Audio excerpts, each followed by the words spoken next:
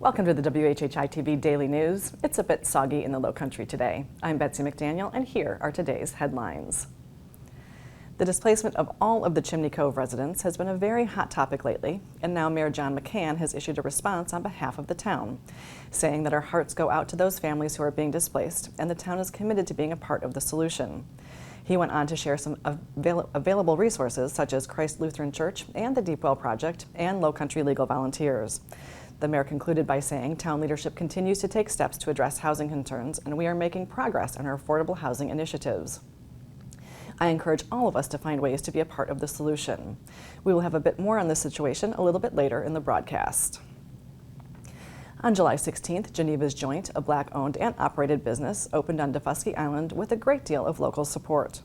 On August 2nd, the owner of Genevas Joint reported to the sheriff's office that around 5 p.m., 4 white men aged 27 to 35 came in and vandalized her business, smashing the screen on the computer at the register and throwing around food and racial slurs. She said she fled by the back door and called the police. Once again, locals rallied around her in her time of need. However, it turns out her story wasn't true. During the investigation, the owner admitted to causing the damage herself during a domestic dispute. She turned herself in to the authorities and was booked into the Beaufort County Detention Center on Friday. She has been charged with filing a false police report, which is a misdemeanor.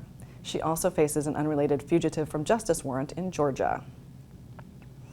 A Seabrook man was selling more than just clean cars at his car wash in Burton. 44-year-old James Baby Odom has been charged with selling drugs out of that establishment.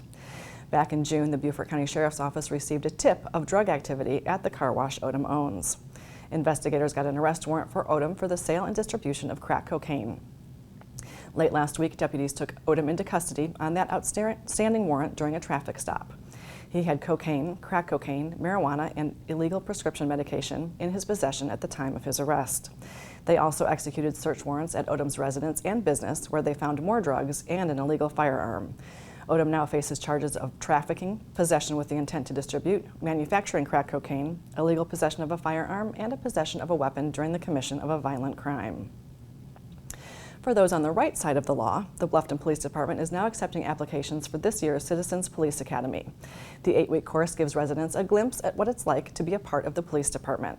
Topics covered will include the history of police, traffic enforcement, evidence collection, fingerprint recovery, and more. Applicants must be 18 years or older and have a valid driver's license and agree to a background check. The event is free, but seats are limited, so you should submit your application on the town's website as soon as possible. The Academy runs Monday nights from 6 to 8:30 p.m. beginning October 3rd and running through November 28th. And in honor of last week's National Dog Day, Trupanion, a pet insurance company, checked its database of more than 740,000 insured pets and have now compiled a list of the top names given to pets in the United States and Canada. Moving up from the runner-up position in 2021, Luna is now at the top of the pack.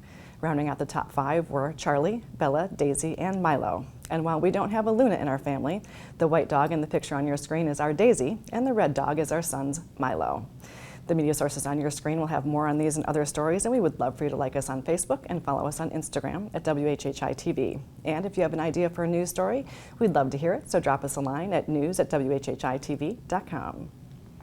And now here's Maria to tell us if and when we might see the sun again.